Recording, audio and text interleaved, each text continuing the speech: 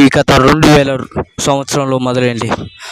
Team India match fixing ఆరోపణలో captaincy చేసేందుకు ఎవ్వరు ముందుకు రాల. ఒకే ఒక్కడొచ్చాడు. వాడే దాదా సౌరవ్ గంగూలీ. తన ఫేర్లెస్ బ్యాటింగ్, ద ఫేర్లెస్ క్రికెటర్.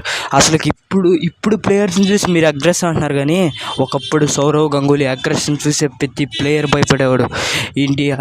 ఇండియాని ఏలెత్తి చూపించాలంటే అక్కడ గంగూలీ ఉన్నాడ్రా అని అనుకునేవాళ్ళు. తను ఎంతో ప్లేయర్స్ని ముందుకు తీసుకొచ్చాడు. యువరాజ్ సింగ్ ముందుకు తీసుకొచ్చాడు. ఓపెనింగ్ స్పాట్ సేవాగ్ ఇచ్చి ముందుకు తీసుకొచ్చాడు. మహేంద్ర సింగ్ ధోని 4 మ్యాచ్లు ఫెయిల్ అయినా ఫస్ట్ డౌన్ మహేంద్ర సింగ్ ధోనికి ఇచ్చి తన్ని మ్యాచ్ విన్నింగ్గా చేశాడు. తను చేసిన ఎన్నో రికార్డులు. తనైతే ఒక్కసారి 2002 ఇండియా వర్సెస్ ఆస్ట్రేలియా మ్యాచ్ చాలా ఇంపార్టెంట్ మ్యాచ్. అదైతే వరుసగా 15 టెస్టులు గెలిచిన ఆస్ట్రేలియా లీడ్లో ఉంది. మొయిన్ కుంబ్లే ఇంజురీ అయినాడు. అక్కడ హర్షదీప్ సింగ్ని తీసుకొని వచ్చేదానికి చాలా ప్రయత్నాలు చేశాడు సౌరవ్ గంగూలీ. కానీ టీమిండియా తను అగ్రెషన్తో ఫ్లాప్ అయినాడని, ఒక్కవేళ హర్షదీప్ సింగ్ వచ్చిన తర్వాత 5 టెస్ట్ మ్యాచ్లు గెలిచాం.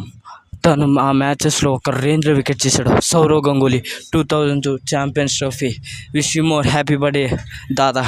ఇది మా వీడియో నచ్చడే ప్లీజ్ లైక్ అండ్ సబ్స్క్రైబ్.